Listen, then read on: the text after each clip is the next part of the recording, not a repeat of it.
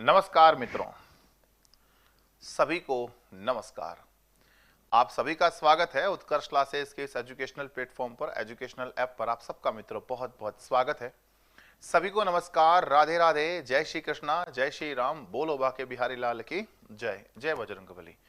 प्यारे मित्रों, प्यारे दोस्तों, प्यारे साथियों, प्यारे देशवासियों, हम बात करने वाले हैं चतुर्थ श्रेणी कर्मचारी भर्ती परीक्षा 2025। उस पर लेकर दोस्तों हम बात कर रहे हैं। फोर्थ ग्रेड कर्मचारी की बात कर रहे हैं।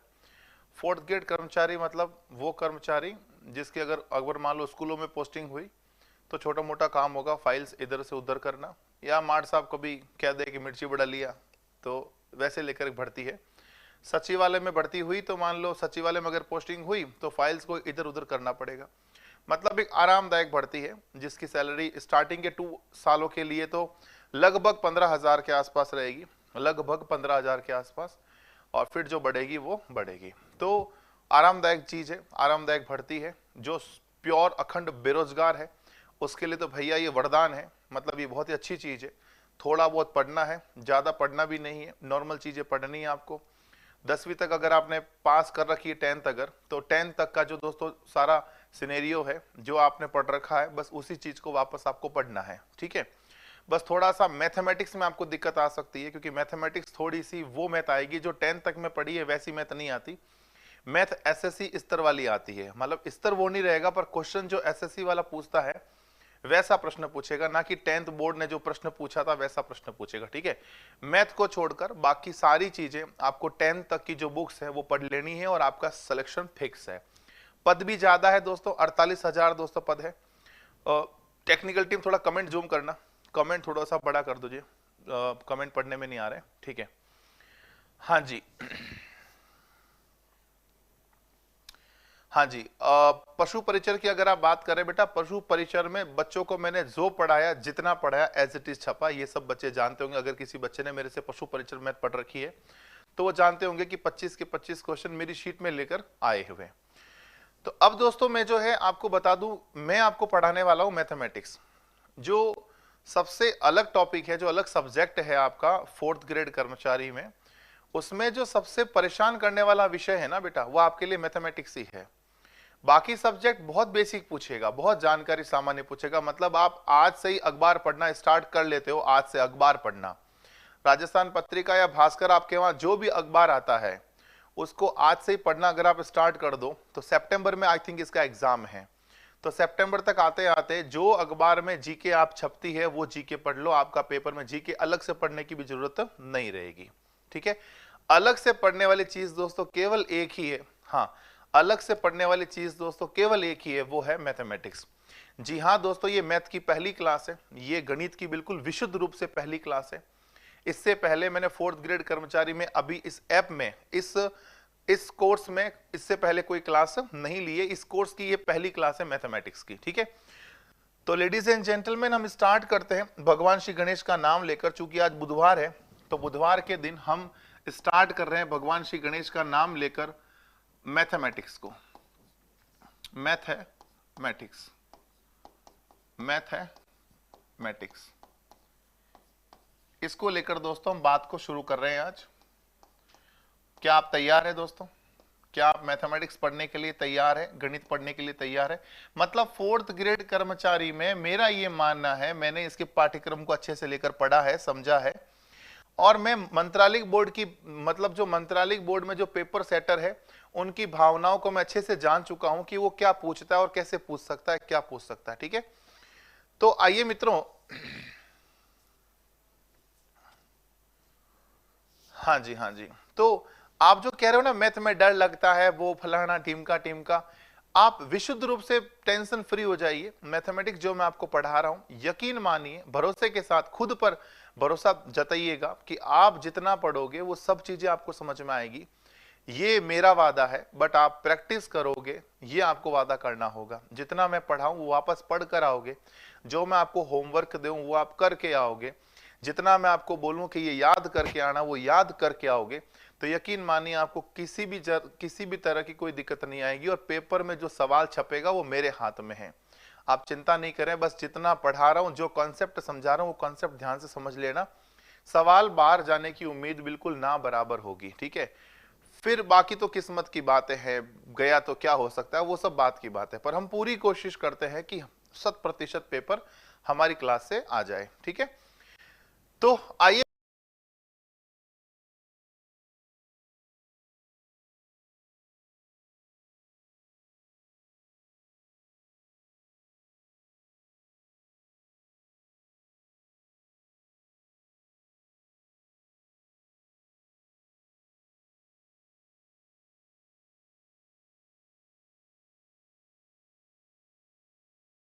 पाठ्यक्रम परिचर्चा कर रहा हूं, सिलेबस डिस्कस कर रहा हूं दोस्तों।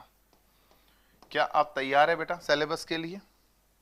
हालांकि दोस्तों बोर्ड द्वारा किसी भी तरह का कोई सिलेबस जारी नहीं किया गया है, किसी भी तरह का कोई सिलेबस जो है मतलब टॉपिक वाइज जारी नहीं किया गया, बस सब्जेक्ट का नाम लिख दिया, गणित 10वीं तक का स्तर इतना लिखा हुआ है, गणित पढ़नी है और कहां तक पढ़नी है, 10वीं तक के स्तर तक पढ़नी है। ये चीज दोस्तों हमारे उसमें जो भर्ती आई है उसमें मतलब जो सूचना आई है उसमें लिखी हुई है, ठीक है। तो क्या पढ़ना है 10वीं तक के स्तर में, क्या पढ़ना होता है, तो मैं जो अनुभव बता रहा हूं, जैसे एसएससी जीडी में पूछता है, एमटीएस में पूछता है, पशु परिचर में जैसे पूछा, 10 तक की जितनी भी भर्तियां हैं, जो 10वीं क्लास के स्तर तक पाठ्यक्रम लिखा हुआ जिन भर्तियों में, और उनका जब पेपर हुआ उस अनुभव के आधार पर बता रहा हूं कि आपको क्या क्या पढ़ना चाहिए। तो लेडीज एंड जेंटलमैन, सबसे पहले मैं आपको बताऊंगा कि आपको पढ़ना होगा सबसे पहला टॉपिक नंबर सिस्टम, संख्या पद्धति से सवाल, पशु परिचर में भी आए संख्या पद्धति, बोले तो नंबर सिस्टम।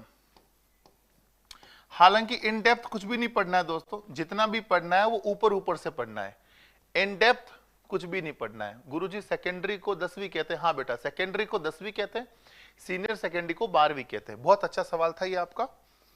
संख्या पद्धति पढ़ना है, उसके बाद बेटा आपको पढ़ना है लसप और मसप, लसप एवं मसप।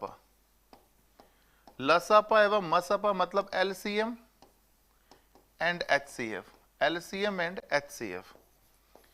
उसके बाद है बेटा अनुपात एवं समानुपात, अनुपात एवं समानुपात। अनुपात एवं समानुपात बोले तो ratio and proportion, ratio and proportion, अनुपात एवं समानुपात, ठीक है। अनुपात समानुपात के बाद क्या पढ़ना है, प्रतिशत पढ़ना है बेटा, प्रतिशत बोले तो परसेंटेज, परसेंटेज पढ़ना है आपको, ठीक है। परसेंटेज के बाद क्या पढ़ना है, परसेंटेज के बाद दोस्तों आपको पढ़ना है लाभ हानि, लाभ और हानि, यानी profit and loss, profit and loss, लाभ हानि। 5 टॉपिक ये हो गए। लाभ हानि के बाद आपको क्या पढ़ना है, छठा टॉपिक 6 नंबर साधारण ब्याज, साधारण ब्याज यानी सिंपल इंटरेस्ट। कौन सा इंटरेस्ट बेटा, सिंपल इंटरेस्ट पढ़ना है। सिंपल इंटरेस्ट के बाद आपको पढ़ना है बेटा चक्रवृद्धि ब्याज, चक्रवृद्धि ब्याज यानी compound interest, compound interest, interest पढ़ना है बेटा। कंपाउंड इंटरेस्ट के बाद बेटा 8वां अपन पढ़ लेंगे औसत। क्या पढ़ लेंगे बेटा, औसत, औसत यानी एवरेज हो जाएगा, एवरेज पढ़ लेंगे। और एवरेज के बाद दोस्तों हम पढ़ लेंगे समय कार्य मजदूरी, समय कार्य मजदूरी मतलब time work and wages, time work and wages, ठीक है। उसके बाद समय चाल और दूरी पढ़ना है, समय चाल दूरी, time speed and distance, time speed and distance, ठीक है। उसके बाद देता बेटा नॉर्मल सा दोस्तों आपको पढ़ना पड़ेगा क्षेत्रमिति 2D, क्षेत्रमिति ओनली 2D बेटा, 3D नहीं, ओनली 2D, मतलब आयत, वर्ग वगैरह। मेंसुरेशन 2D पढ़ेंगे दोस्तों, बहुत बेसिक बेसिक पढ़ना है, ज्यादा दोस्तों कुछ भी नहीं पढ़ना है। और 12 दोस्तों में पढ़ेंगे आंकड़ों का प्रबंधन, मतलब सांख्यिकी और डीआई, कुल मिला के सांख्यिकी पढ़ लेंगे। क्या पढ़ेंगे बेटा? सांख्यिकी, यानी स्टैटिस्टिक्स। कुल मिलाकर दोस्तों हमें इतने टॉपिक्स को लेकर कवर करना पड़ेगा। बोलो कितने टॉपिक है बेटा? 12 टॉपिक है।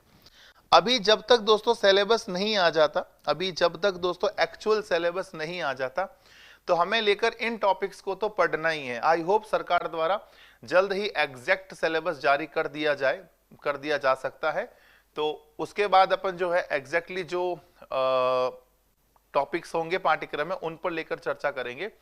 बट अभी चूंकि हमारे पास एग्जैक्टली कोई सिलेबस नहीं है टॉपिक वाइज, तो हमें अप्रोक्सीमेट लगभग इतना तो हमें पढ़ना ही पड़ेगा। ठीक है बेटा, तो एक बार आप सिलेबस दोस्तों देख लीजिए।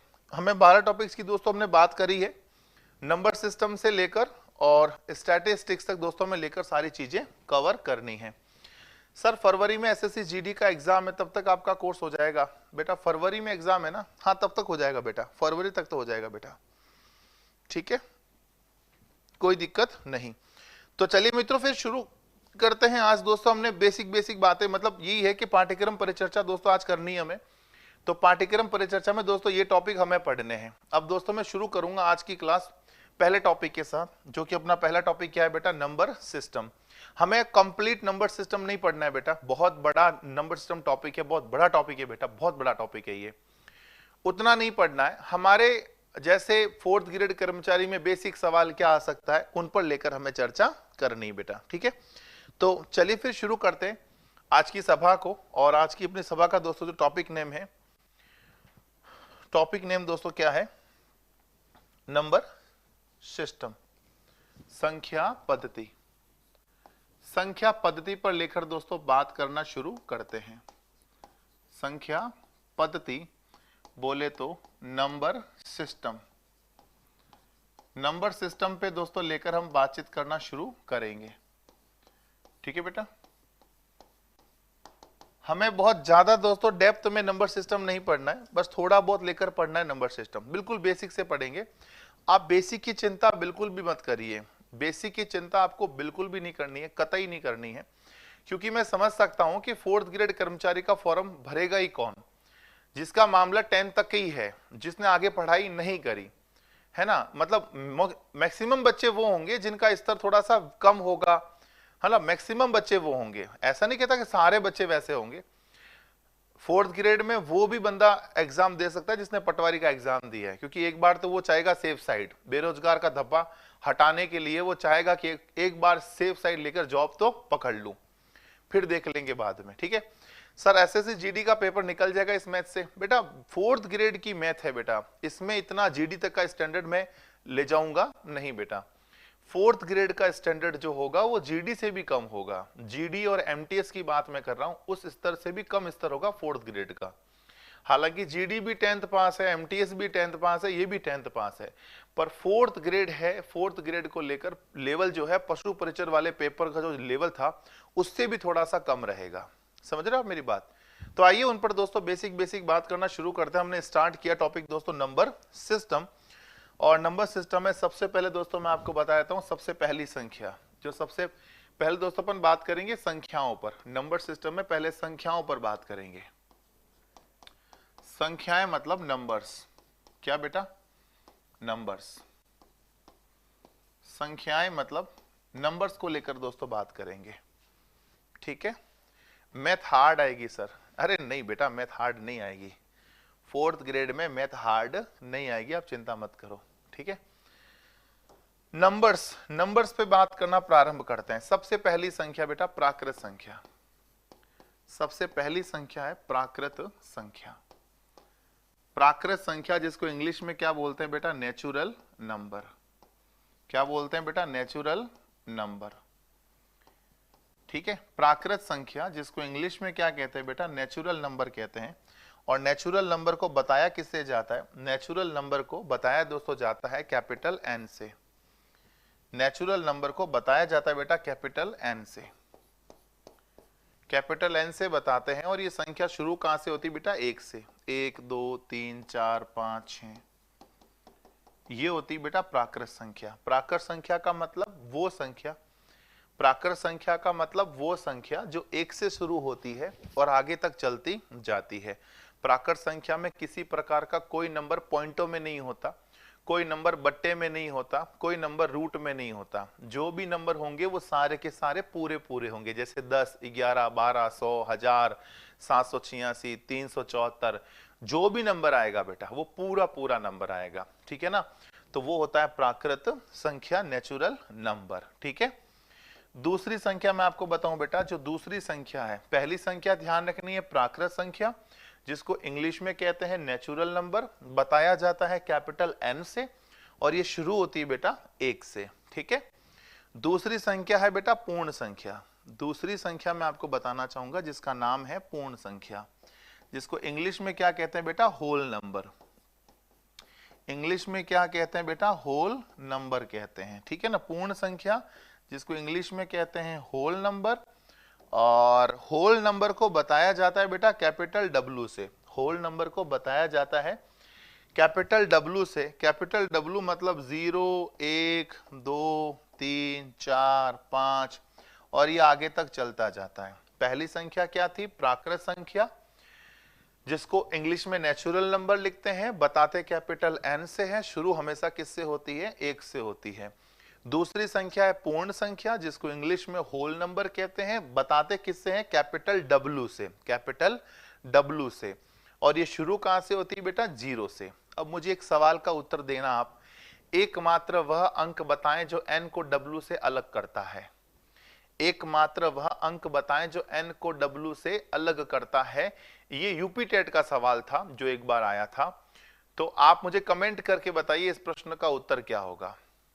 आप सबको दोस्तों आंसर देने हैं, मेरे साथ साथ आपको मैं जो प्रश्न पूछूंगा साथ साथ चल के आपको उन सभी सवालों के उत्तर दोस्तों साथ साथ देने हैं, ताकि अब मुझे पता चले कि हाँ आप लोग एक्चुअली पढ़ रहे हो या केवल पढ़े हो।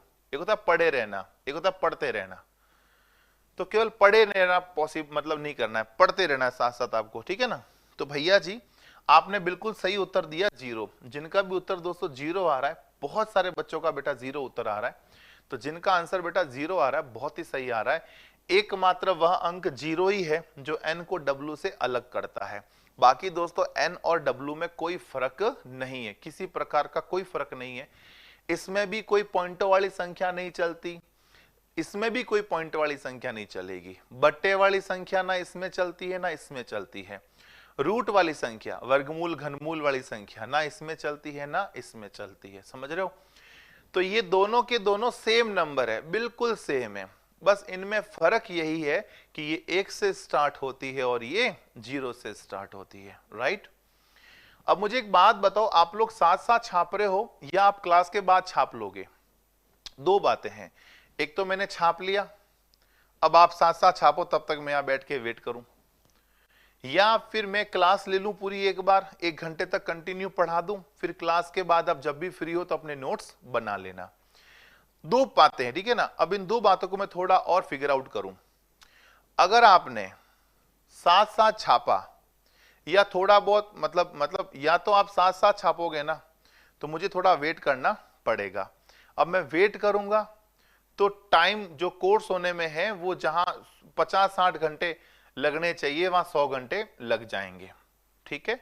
जहां 50-60-70 घंटों में कोर्स अपना हो जाएगा, उसमें बजाय कोर्स होगा 100 घंटों में, अगर आपने साथ साथ छापा। और अगर आप बाद में छापोगे कि मैं एक बार पढ़ा लेता हूं कंटिन्यू, धीरे धीरे हर चीज पढ़ा लेता हूं, तो जो कोर्स आप 100 घंटों में पूरा होगा वो 70-60 के आसपास कंप्लीट हो जाएगा। हाँ जी, तो आप देख लेना है कि आपको फायदा किसमें है। आपको जल्दी मतलब थोड़ा समय से पहले कोर्स करने में ठीक रहेगा या फिर ऐसे छापने में टाइम वेस्ट करने में ठीक रहेगा, आप सोच के सोचो। हालांकि मेरे हिसाब से एट माय ओपिनियन ये है कि मैं थोड़ा धीरे धीरे पढ़ाऊंगा। मतलब आप चाहो तो मैं जैसे जैसे पढ़ाऊं वैसे वैसे साथ साथ आप लिख सकते हो, बट मेरे लिखने के बाद मैं वेट ना करूं, मैं सीधा नेक्स्ट पैनल पे चलूं, उससे आपका टाइम थोड़ा बच जाएगा बेटा। उससे आपका टाइम जो है थोड़ा बहुत बच जाएगा। तो जो अपना कोर्स 100 घंटों में होगा वो 60-70 में अपन आराम से धीरे धीरे चलकर हर बात पे तबीयत से बात करके भी कंप्लीट कर पाएंगे। ठीक है, ठीक है। तो पीडीएफ से दोस्तों आपको ये जो पीडीएफ है वो एग्जैक्टली जो मैं पढ़ा रहा हूं, ये जो पैनल में छाप रहा हूं, ये आपके लिए ही छाप रहा हूं बेटा। ये चीज एग्जैक्टली आपको वापस मिल जाती है ना। तो आप इसको देख देख कर भी अच्छे खासे नोट्स बना सकते हो। ठीक है, तो आइए बेटा आगे बढ़ते हैं। प्राकृत संख्या हो गई, पूर्ण संख्या हो गई, अगली संख्या पे बात करता हूं पूर्णांक। अगली जो संख्या है बेटा उसका नाम क्या है? पूर्णांक। पूर्णांक मतलब इंटीजर्स। पूर्णांक का मतलब क्या है बेटा? इंटीजर्स।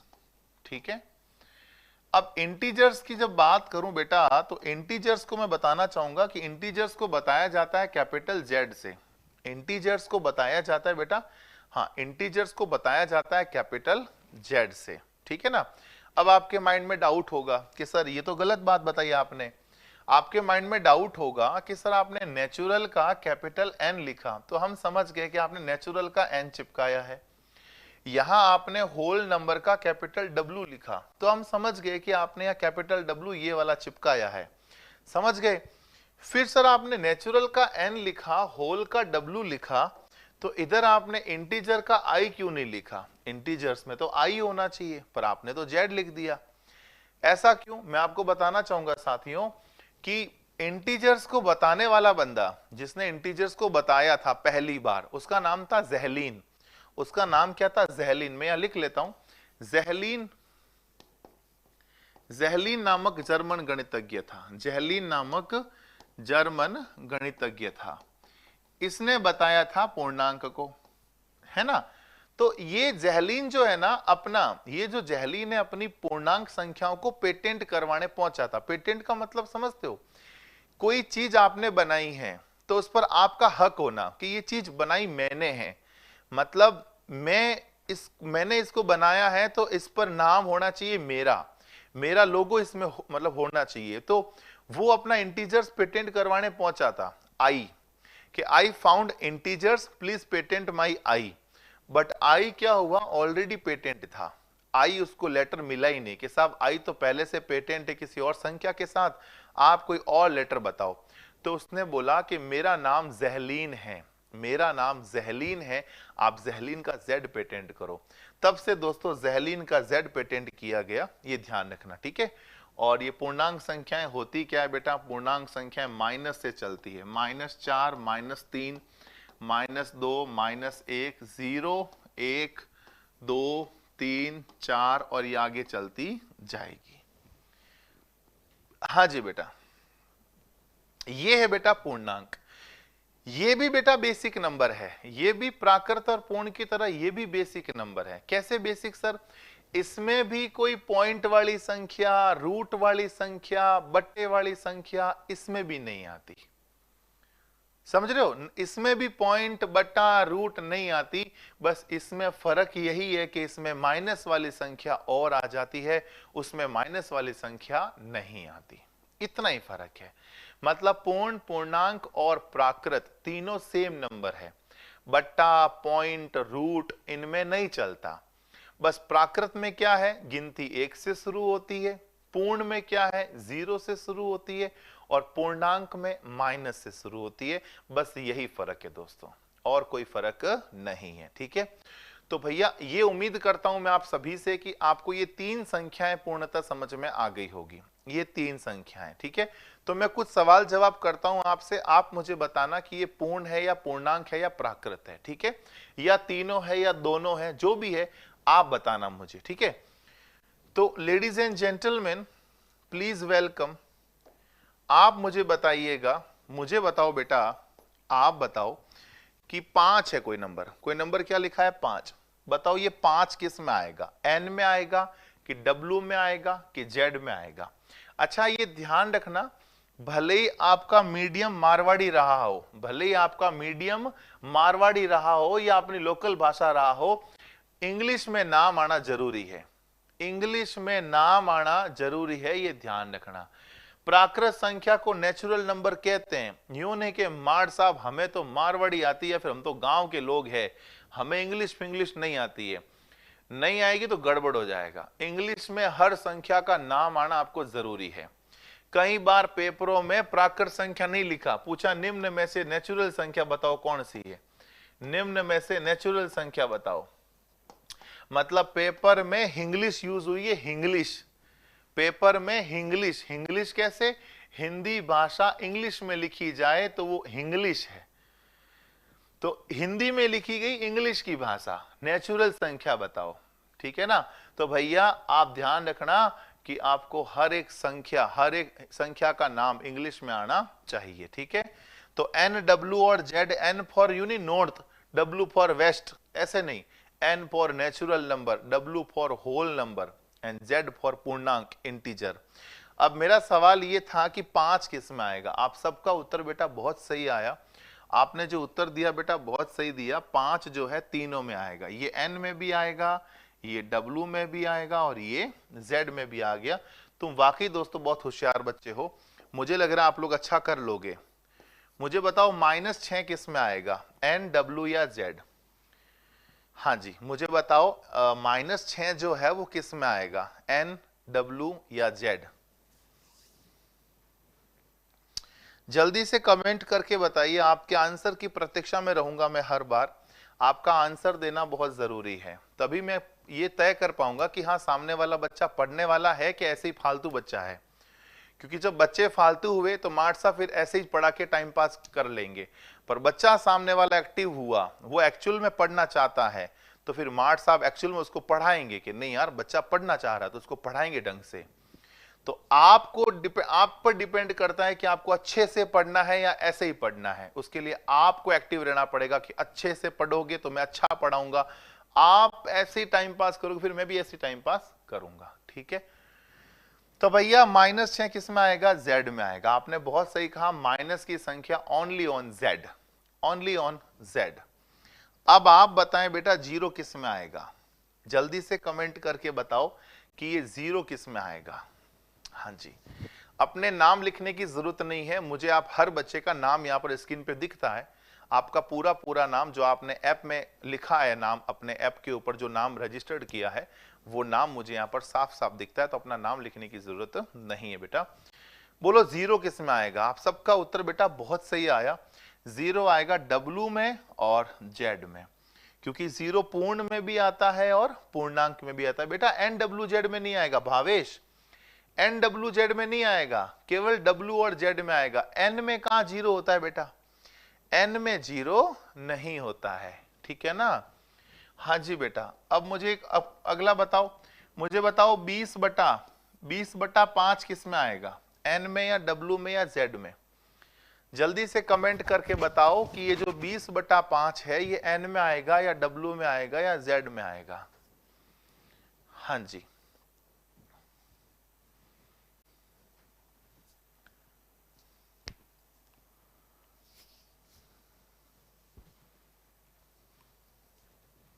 चलिए बहुत बढ़िया।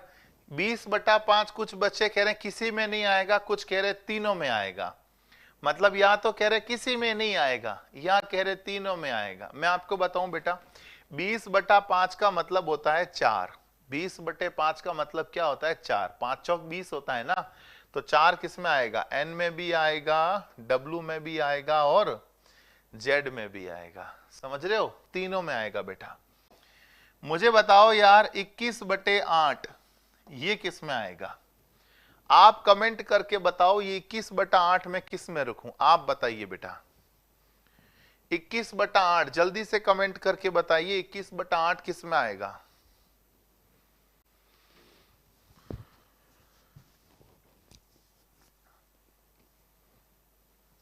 बढ़िया साहब, सबका उत्तर आ गया, बहुत सही बेटा। कुछ बच्चों का गलत है, 21/8 कह रहे तीनों में आएगा। सर ये तीनों में आया तो ये भी तीनों में आएगा, नहीं बेटा ऐसा नहीं है। ये 20/5 5 का पहाड़ा में आता ही है, तो 5 के पहाड़े से काटने पर ये 4 बच रहा है, तो केवल पूरा भाग जा रहा है ना, इसलिए तीनों में आ रहा है। पर 21 में 8 का भाग नहीं जाएगा, तो जब 21 में 8 का भाग नहीं जाएगा तो भैया ये केवल और केवल ये किसी में भी नहीं आएगा, ना तो एन में, ना जेड में, ना किसी जेड में भी नहीं, ना डब्ल्यू में, नन। नन मतलब किसी में भी नहीं, मतलब नन मतलब ना एन में ना डब्ल्यू में ना जेड में। आगे परिमेय संख्या पढ़ेंगे ना, उसमें तो आएगा ही, बस ये एन डब्ल्यू जेड में नहीं आएगा, ये ध्यान रखना है। हाँ जी, ये किसी में भी नहीं आएगा, ना एन में ना डब्ल्यू में ना जेड में। चलो एक और बता दो यार, मैं ज्यादा आपको परेशान नहीं करूंगा, आप मुझे एक और बता दो, ये वाला किस में आएगा?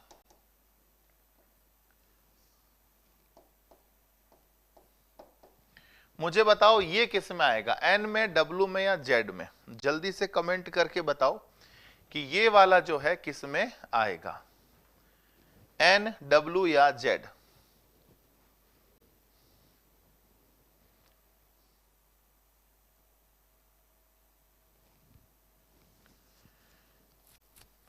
तीनों में आएगा? क्या बात कर रहे हो यार, क्या ये तीनों में आएगा बेटा? बहुत अच्छे, कह रहा है तीनों में आएगा। बोलो माइनस माइनस प्लस, प्लस का 11। भाई माइनस माइनस प्लस हो जाता, आप जानते ही हो, माइनस माइनस प्लस, और ये 11, और 11 तो भैया प्लस का 11 एन में भी आएगा, डब्ल्यू में भी आएगा और जेड में भी आएगा। तो बोलो यहां तक बातें आप समझ गए दोस्तों? यहां तक उम्मीद करते हैं किसी बच्चे को कोई डाउट नहीं होगा। ये थी 3 संख्याएं, प्राकृत, पूर्ण और पूर्णांक। ठीक है, अब मैं दोस्तों आगे की ओर प्रस्थान करता हूं। बोलो यहां तक में किसी बच्चे को कोई डाउट है क्या? यहां तक की चीजों में किसी बच्चे को कोई डाउट है दोस्तों, जरूर बताएं, वरना फिर मैं आगे बढ़ूंगा। किसी को कोई आपत्ति है, कोई दुविधा है तो मुझे कमेंट करके जरूर बताएं। मैथ्स में और कोई आपत्ति वगैरह है वो आप मैनेजमेंट को कॉल करके आपत्ति दर्ज कीजिएगा। मैथ्स में कोई डाउट है तो जरूर पूछिए बेटा। नहीं है देन मैं आगे बढ़ता हूं बेटा, अपन टाइम वेस्ट बिल्कुल भी नहीं करेंगे, आपका और मेरा दोनों का टाइम बहुत कीमती है, बहुत ज्यादा। हाँ जी, ओके, समझ में आ गया? Okay, very fantastic, very handsome, very talented. आप देखो बेटा, अगली संख्या है परिमेय संख्या। आप ध्यान से समझना, एक है परिमेय संख्या जिसको इंग्लिश में कहते हैं बेटा रेशनल नंबर। यहीं पर लिख देता हूं, एक है परिमेय संख्या जिसको इंग्लिश में कहते हैं बेटा रेशनल नंबर, रेशनल नंबर, परिमेय संख्या रेशनल नंबर। और एक है बेटा, एक है अपरिमेय संख्या, एक है बेटा अपरिमेय संख्या, अपरिमेय, अपरिमेय संख्या जिसको इंग्लिश में कहते हैं इररेशनल नंबर, इररेशनल नंबर। ठीक है, एक बेटा परिमेय है और एक क्या है बेटा अपरिमेय है। ठीक है, परिमेय और परिमेय। हाँ जी बेटा, परिमेय एंड अपरिमेय पे बात करेंगे। सर स्क्वायर याद करा सर, ये कैसे निकला? कौन सा बेटा स्क्वायर, कौन सा मैंने निकाला बेटा? स्क्वायर तो अभी कोई बात ही नहीं की स्क्वायर की, तो मैंने अभी तक बेटा स्क्वायर की तो मैंने कोई बात ही नहीं करी बेटा। अभी तो बहुत बेसिक बात कर रहे हैं अपन, बहुत बेसिक नॉर्मल बात कर रहे हैं बेटा, अभी तो स्क्वायर की बात नहीं करी हमने। हाँ, मैं आपको बता देना चाहता हूं, मैं आपको ये बताना चाहूंगा कि आप सबको 20 तक के पहाड़े याद करने हैं दोस्तों। मैं यहां लिख लेता हूं, मैं यहां पर आपको लिख भी लेता हूं कि आप सबको बेटा ध्यान रखना है कि 20 तक के पहाड़े याद करने, 20 तक पहाड़े। अगर आप 4th ग्रेड का एग्जाम दे रहे हैं तो 20 तक के पहाड़े आप याद कर लीजिएगा। 60 तक के वर्ग याद कर लीजिएगा, 60 तक के वर्ग, 60 तक वर्ग दोस्तों याद कर लेना, और 20 तक घन याद कर लेना। इतनी चीजें आपको दोस्तों याद करनी है, ध्यान रखना। ठीक है, अच्छा वर्ग और घन चलो याद नहीं है तो भी कोई बात नहीं, हालांकि याद करने ही है। 20 तक के पहाड़े तो याद करने ही करने दोस्तों, ये बहुत ज्यादा जरूरी है मैथ्स को और ज्यादा स्मूथ बनाने के लिए। मतलब आपको मैथ नहीं आती हो कोई बात नहीं, मैं समझ सकता हूं, मैथ समझाने का काम मेरा है, बट आपकी मैथ को स्मूथ करने के लिए, आराम से मैथ समझने के लिए आपको ये 3 चीजें आनी बहुत जरूरी है। ठीक है, हालांकि मैं मेरे एक शीट मैंने तैयार की थी आप सभी के लिए, पहाड़े वर्ग घन इन सब की शीट तैयार की थी, वो शीट में ऐप में जो है अपडेट करवा दूंगा बेटा। हाँ, वो शीट जो है दोस्तों मैं ऐप में अपडेट करवा दूंगा, ऐप में अपलोड जो है करवा दूंगा। वो शीट दोस्तों जो है आप ध्यान से याद कर लीजिएगा, ठीक है। तो वो मैं शीट आज टेक्निकल टीम को भेज दूंगा, वो ऐप में लगवा देंगे, ठीक है। तो आइए भैया हम बात करते हैं परिमेय संख्या और अपरिमेय संख्या, परिमेय और अपरिमेय पे चर्चा करते हैं। सबसे पहली बात मैं आपको बताना चाहूंगा, परिमेय संख्या को बताया जाता है कैपिटल क्यू से। कैपिटल क्यू क्या है? हाँ, लिखवाने की आवश्यकता नहीं है बेटा, शीट में दूंगा ना, वो आप ऐप में होगी शीट, डाउनलोड कर लेना, उसका प्रिंट आउट निकाल लेना, डाउनलोड कर लेना, उसको प्रिंट आउट निकाल के अपने पास रख लेना, या कॉपी में अपने हाथों से लिख लेना याद कर करके, ठीक है ना। वो तो याद करने ही पड़ेंगे अगर मैथ को स्मूथ करना है तो, ठीक है। परिमेय संख्या को बताया जाता है कैपिटल क्यू से बताया जाता है, अपरिमेय संख्या को किसी भी लेटर से नहीं बताया जाता है, ठीक है। अच्छा, इसको कैपिटल क्यू से क्यों बताते हैं? क्योंकि पहले इसको नंबर बोलते क्विशेंट नंबर, भागफल संख्या, पर क्विशेंट नंबर और परिमेय संख्या में थोड़ा विभेद था, तो फिर क्विशेंट का क्यू तो फिक्स अपने इधर हो गया, क्वेश्चन का क्यू तो हो गया फिक्स कैपिटल क्यू, नाम चेंज हो गया परिमेय संख्या। तो ध्यान रखना है, परिमेय संख्या को बताया जाता है कैपिटल क्यू से, अपरिमेय संख्या को किसी भी लेटर से नहीं बताया जाता है, ठीक है। अब आइए, ये होती क्या है मैं आपको बताऊं। वे संख्याएं जिन्हें P बटा Q रूप में लिखी जा सके,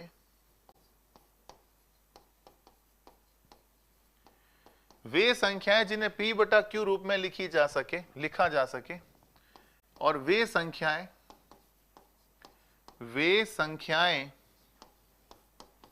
जिन्हें P बटा Q रूप में नहीं लिखा जा सके,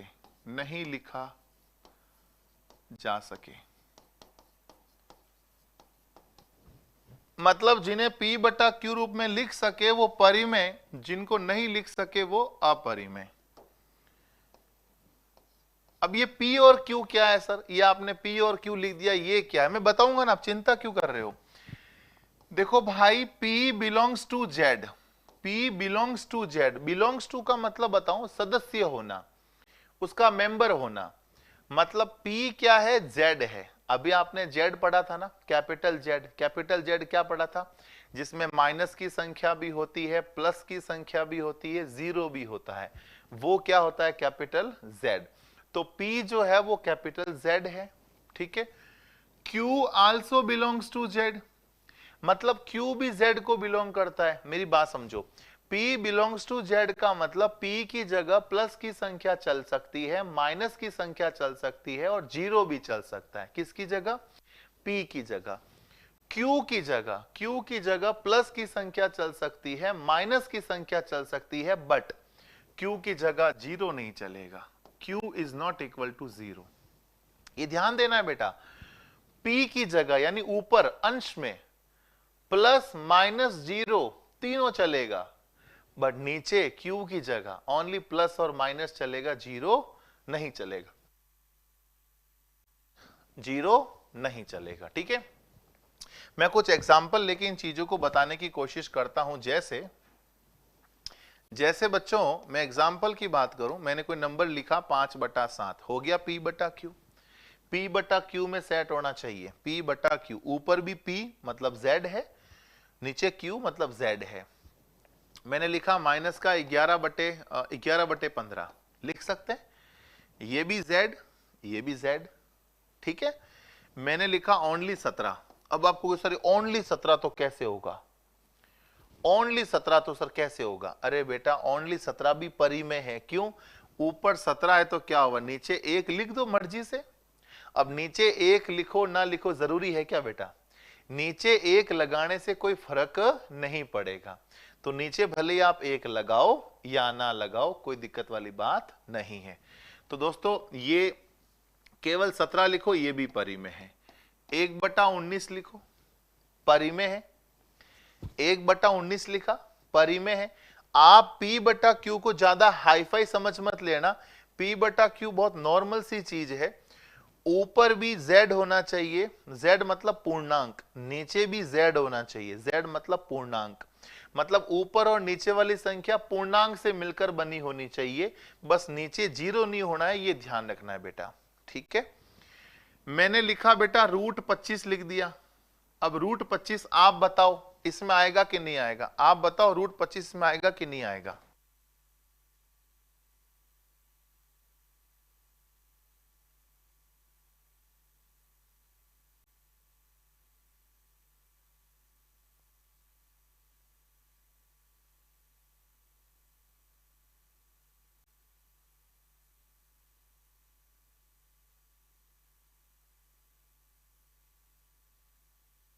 आप बताओ बेटा ये क्या होगा, √25 बोलो परिमेय होगा कि नहीं होगा, परिमेय में आएगा क्या, आएगा परिमेय में। बहुत बढ़िया दोस्तों, आप लोग बहुत समझदार बच्चे हो यार वाकई। √25 का मतलब क्या होता है 5, बिल्कुल परिमेय में आएगा, ये तो कोई दिक्कत ही नहीं है।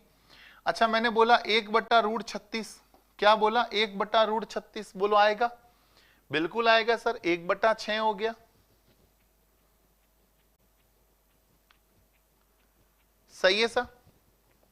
मैंने लिखा √3, मैंने लिखा √3, क्या √3 आएगा, क्या √3 आएगा, आप ये बताओ, आप कमेंट करके बताओ √3 आएगा कि नहीं आएगा, ये आप बता दो बस।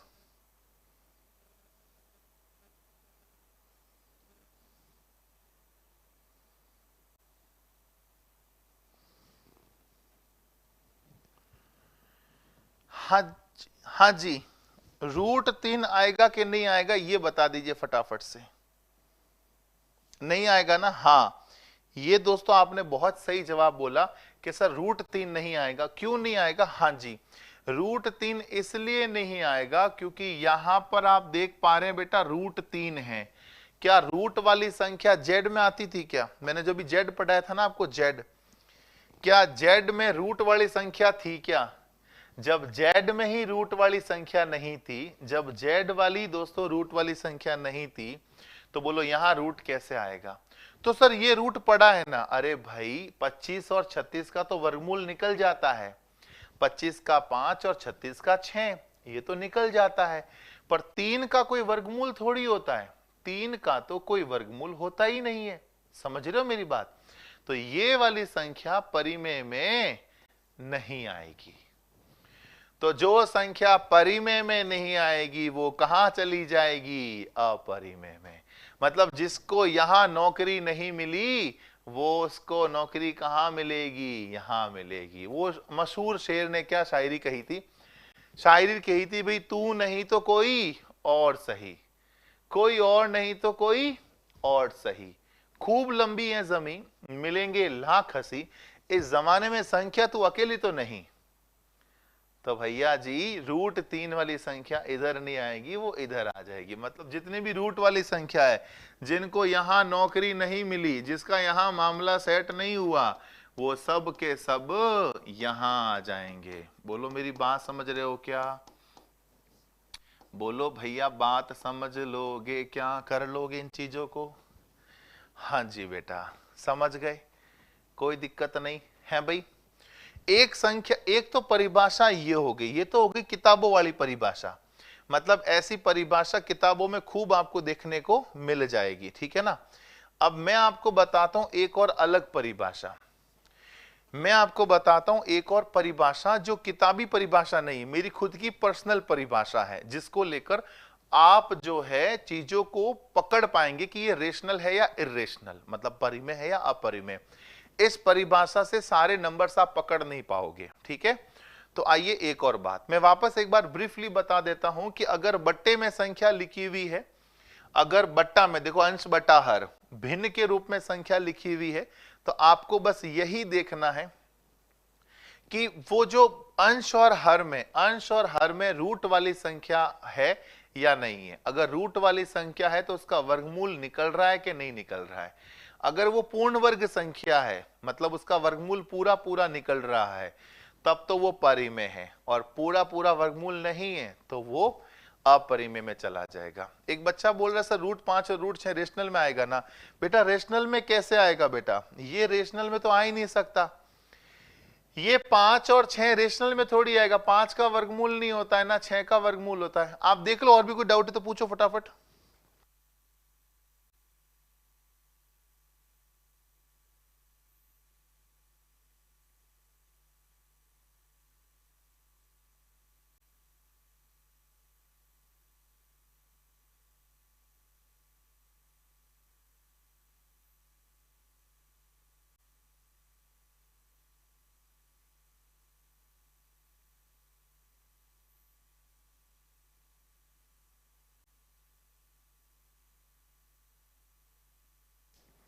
हो गया बॉस? चलिए, हाँ जी, वर्गमूल निकालना, अरे बेटा मैं सब सिखा दूंगा, तुम चिंता छोड़ो, तुम ये सब चिंताएं पहली बात तो छोड़ो। वर्गमूल निकालना, घनमूल निकालना, ही मैं सब सिखा दूंगा बेटा। एक बच्चा बोल रहा है 6 का वर्गमूल 2 है ना, नहीं बेटा 2 ना 4 का वर्गमूल होता है, 6 का नहीं होता है बेटा। मैं समझ सकता हूं आपकी मैथ बहुत ज्यादा मतलब लो है, पर चिंता नहीं करो, अभी आपका फर्स्ट डे है, थोड़े दिनों में चीजें आपकी सब कवर हो जाएगी, ठीक है। √-3 किस में आएगा बेटा? √-3 काल्पनिक संख्या में आएगा, जो अभी पढ़ाऊंगा, अभी वो आई नहीं है बेटा, ठीक है। हाँ जी, घनमूल हो जाए तो कोई संख्या अगर बेटा घनमूल हो रही है ना, तो वो देखना पड़ेगा कि रूट में तो नहीं आ रही है, मतलब घनमूल निकालने के बाद अगर उसका घनमूल पूरा पूरा निकल रहा है, जैसे संख्या यूं आ गई 8, तो ये 2 हो गया, चलेगा। संख्या यूं आ गई घनमूल 27, तो वो 3 हो गया, चलेगा। पर संख्या अगर यूं आ गई कि 8, अब ये नहीं चलेगा, क्योंकि 8 का वर्गमूल नहीं होता। 8 का वर्गमूल सॉल्व करेंगे तो 2√2 आएगा, तो वापस क्या आ गई? अपरिमेय संख्या। अब आप ज्यादा डीप में मत जाओ बेटा, आप ज्यादा डीप में जाओगे तो कंफ्यूजन आपको बढ़ जाएगी बेटा। मैं आपके हर क्रॉस क्वेश्चन का आंसर दे सकता हूं, हर क्रॉस क्वेश्चन का, बट होगा क्या, आप ज्यादा डीप में जाओगे, आपको वापस बाहर निकालना मेरे लिए भारी पड़ जाएगा, ठीक है ना। तो ज्यादा डीप में मत जाओ बेटा, ज्यादा डीप में जाओगे तो आप परेशान हो जाओगे, ठीक है। √6 कैसे आया बेटा? 6 का वर्गमूल नहीं होता, 6 का कोई वर्गमूल नहीं होता। 9 का वर्गमूल 3 होता है, 4 का वर्गमूल 2 होता है, 6 का वर्गमूल नहीं होता, इसलिए ये अपरिमेय संख्या में आ जाएगा। बोलो मेरी बात समझ गए क्या? ठीक है, हाँ जी, यहां तक कोई दिक्कत है क्या? कोई समस्या है? था मैं आगे बढ़ू दोस्तों, धीरे धीरे चीजें दोस्तों कवर हो जाएगी, आप थोड़ा सा पेशेंस रखें। आपके जो बहुत सारे डाउट्स है ना, वो धीरे धीरे ऑटोमेटिक खत्म हो जाएंगे। पर आप डाउट पूछिए, मैं आपके डाउट का मना बिल्कुल नहीं कर रहा हूं। आपके जितने डाउट आ रहे हैं मैथ के, मैं मान के चलता हूं कि आपने स्कूल वाली पढ़ाई कभी नहीं की, मैं ये मान के चलता हूं हमेशा कि बच्चे बस जन्म होकर सीधा मेरे पास ही आए हैं, बस अब उन्होंने बीच में कोई स्कूली ज्ञान बिल्कुल नहीं लिया है। मैं ये मान के बच्चों को पढ़ाता हूँ कि हाँ बच्चा छोटा से छोटा डाउट पूछ सकता है। अभी एक बच्चे ने पूछा सेकेंडरी 10वीं होती है कि 12वीं, अब बताओ ये कोई डाउट होता है? पर मैंने बहुत मतलब शालीनता के साथ मैंने पढ़ाया कि बेटा सेकेंडरी 10वीं होती है, सेकेंडरी 10वीं होती है या 12वीं, ये डाउट पूछने का मतलब है बच्चा जन्म से लेकर अभी तक पढ़ाई नहीं की है, सीधा क्लास में आया है, इसका मतलब ये होता है। तो आप डाउट पूछिए, मुझे आपके डाउट से कोई ऐतराज नहीं है। आइए बेटा, मैं अगली परिभाषा बताता हूं, जो मैं ये मानता हूं कि किताबी परिभाषा से सारे सवाल सॉल्व नहीं कर सकते अपन एग्जाम के। एक परिभाषा मैं आपको समझाता हूं, जिससे आप किसी भी एग्जाम का कोई पेपर उठा के देख लेना, फिर आप परिमेय अपरिमेय में फिल्ट्रेशन कर पाओगे, अलग थलग कर पाओगे, ठीक है। देखो बेटा, वे संख्याएं जिनका दशमलव प्रसार, वे संख्याएं जिनका दशमलव प्रसार शांत या समान आवर्ती का हो,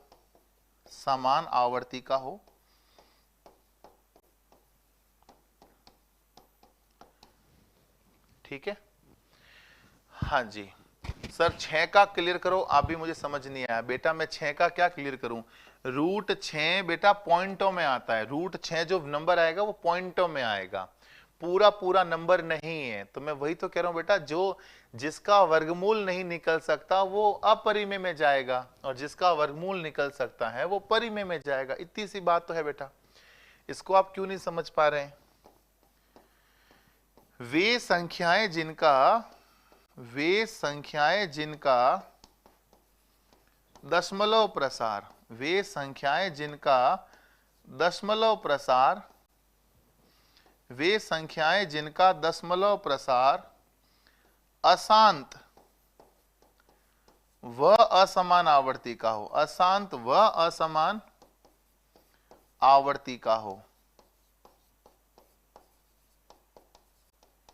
बोलो समझ गए क्या? वे संख्याएं जिसका दशमलव प्रसार अशांत व असमान आवर्ती का हो, और ये क्या है? वे संख्या जिसका डेसिमल एक्सपांशन टर्मिनेटेड और इक्वल रिकरिंग का हो। ये नॉन रिकरिंग नॉन टर्मिनेटेड है। अब मैं चिंता मत करो, मैं पूरी चीज को डिस्क्राइब करूंगा कि मैंने लिखा क्या है। ये डोंट वरी अबाउट दैट। देखो मैं आपको बताता हूं, जैसे ये शांत, देखो ध्यान रखना ये शांत लिखा है, शांत, यूं नहीं कि आप इसको शांत लिख दो कि माड़ साहब ने गलत लिखा है हम इसको सही कर देते हैं। बेटा ये शांत होता है साइलेंट, ये शांत होता है टर्मिनेटेड। तो ये शांत मत लिख देना यहां पर गलती से। ऐसा नहीं है कि मैंने गलत लिखा, मुझे हिंदी लिखनी नहीं आती, मुझे बिल्कुल अच्छे से हिंदी आती है, पर ये शांति है। ये स से सहेली होता है ना, वो वाला शांत है। ठीक है, देखो भाई, जैसे मैंने कोई एग्जाम्पल के लिए समझाता हूं मैं आपको। मैंने कोई नंबर लिया, जैसे 4/5। मैंने कोई एग्जाम्पल लिया बेटा 4/5, कोई एग्जाम्पल लिया 4/5। ठीक है, मैं 4/5 को सॉल्व करता हूं, अगर पॉइंटों में लाता हूं। क्या आपको पॉइंटों में लाना आता है क्या? पॉइंटों में कैसे लाते हैं? 5×5=40। ये बोलो आता है करना आपको? जैसे 4 में 5 का भाग नहीं जाता, तो अगर इसको सॉल्व करना है तो पहले मुझे क्या लगाना पड़ेगा? यहाँ पॉइंट लगाऊंगा तभी तो यहाँ 4 का क्या हो जाएगा? 40। जैसे ही पॉइंट लगाया तो यहाँ 4 का क्या हो गया? 40। और 40 में 5 का भाग दूंगा तो क्या आ जाएगा बेटा? 8 आ जाएगा। तो ये हो गया 0.8। अब देखो 0.8 के बाद क्या है? नंबर और आगे सॉल्व हो रहा है क्या? नहीं हो रहा है।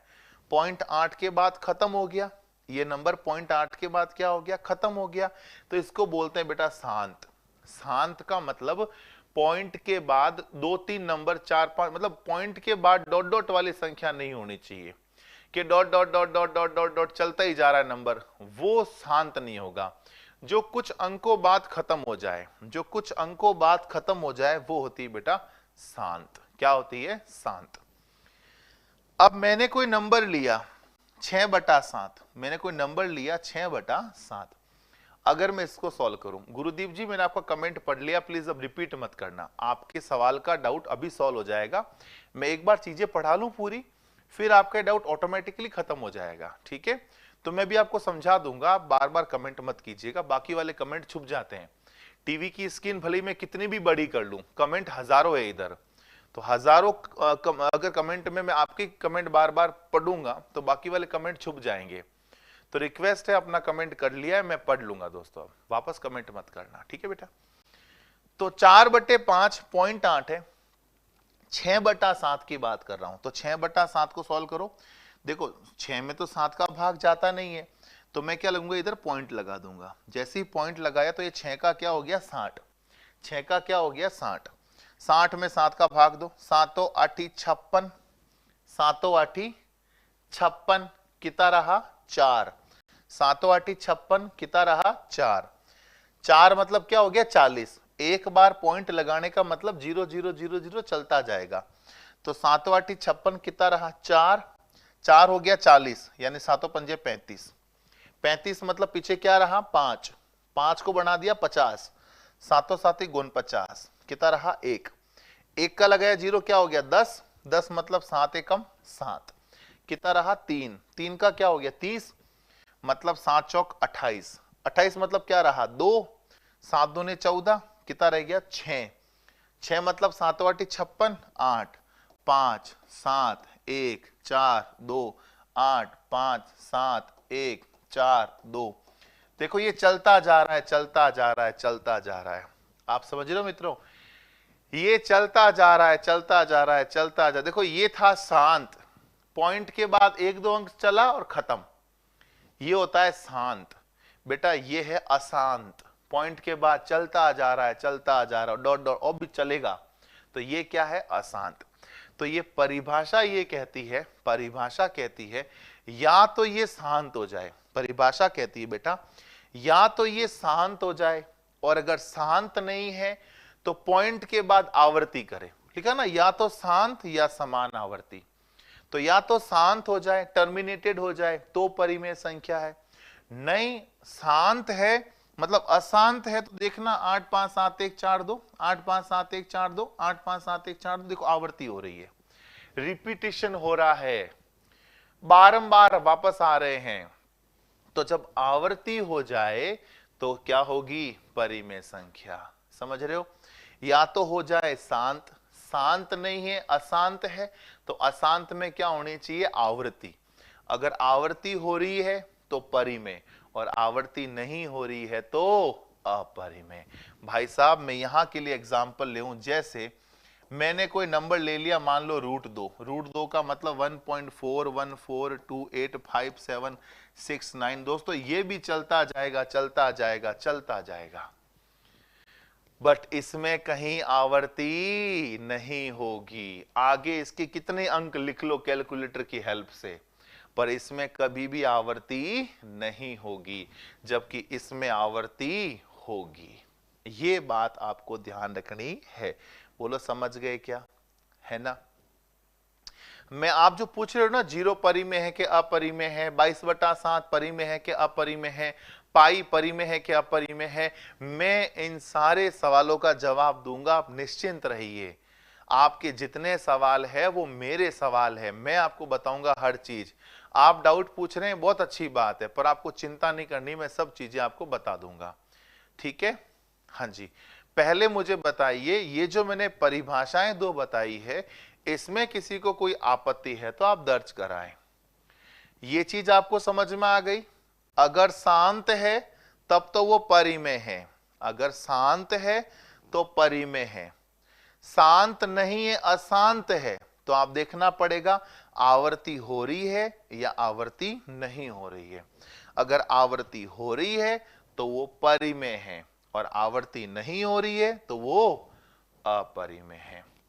रूट निकालना सिखाना, अरे बेटा सब सिखा दूंगा रेशमा जी, आप चिंता नहीं करें, मैं सब निकालना सिखा दूंगा। रूट कैसे निकालते हैं, क्यूब रूट कैसे निकालते हैं, अब ये मेरा काम है। आप उत्कर्ष में आ गए हो ना, तो उत्कर्ष में क्यों आए हो? बात करने तो आए नहीं हो मुझसे, मुझसे पढ़ने ही आए हो ना, तो मेरा काम भी क्या उत्कर्ष में पढ़ाने का काम है।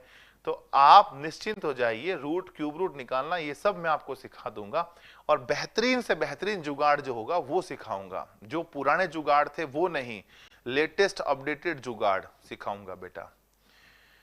रूट वाली संख्या बेटा, ये छोटी मोटी √2 वगैरह तो अपन को सॉल्व नहीं कर पाएंगे। अपन इसको सॉल्व करने के लिए भागफल विधि है, और भागफल विधि से हल करना बहुत भारी पड़ता है। तो ऐसा सवाल कभी नहीं आएगा कि √2 को पॉइंटम बताओ, ये सब सवाल नहीं आते पेपर में, इसी चिंता मत करो। पेपर में जो आने लायक चीजें हैं वो सारी पढ़ाऊंगा। ठीक है? तो अब आप कह रहे हो सवाल कैसा आएगा? बेटा सवाल कैसा आएगा वो भी मैं बताऊंगा, आपकी चिंता वो भी नहीं है।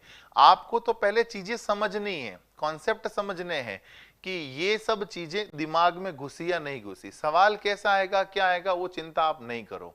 अगर आपने मूल रूप समझ लिया ना, तो सवाल कैसा भी आया आप कर लोगे। इसमें कैसा आएगा सवाल वो बताऊंगा मैं, आज नहीं कल की क्लास में, क्योंकि आज की क्लास में तो अब देखो अपना समय 9:30 से 10:30 ही था, समय की सीमा क्या है, समाप्त हो चुकी है। तो हम आज की क्लास में तो ये बता नहीं पाएंगे सवाल कैसा आएगा। कल की क्लास में आप वापस दोस्तों जुड़िएगा, जितने बच्चे, हजारों बच्चे जो जुड़े हुए हैं वो सारे बच्चे कल की क्लास में वापस जुड़े, तो मैं इसकी आगे वाली कहानी वापस आपको साझा करूंगा। तो उम्मीद करते हैं मित्रों आज की क्लास में आप सभी बच्चों को जितना पढ़ाया, जो पढ़ाया, हालांकि थोड़ा पढ़ाया, ज्यादा कुछ नहीं पढ़ाया मैंने, पर जितना पढ़ाया वो पूरा पूरा आपको समझ में आ गया होगा, ऐसी मुझे पूरी उम्मीद है, पूरा भरोसा है। और मैंने दोस्तों देखा कि आप लोग भी कमजोर छात्र नहीं हो। एकदम से मैंने सोचा 4th ग्रेड का बैच होगा, कितना ही क्या ही होगा बच्चा, पर वाकई आप लोग बच्चे दोस्तों वैसे खराब वाले बच्चे नहीं हो जिनको कुछ भी नहीं आता है। आपका मतलब मामला ठीक है दोस्तों, आप लोग थोड़ी सी अगर मेहनत करोगे तो 4th ग्रेड क्या, आप तो किसी भी ग्रेड में पहुंचने के लायक हो। बताइए दोस्तों आज की क्लास में कोई दिक्कत नहीं? हाँ जी बेटा, उमेंद्र जी, आपका सवाल क्या है? आप कह रहे हो जवाब दे दो, किस सवाल का जवाब देना है?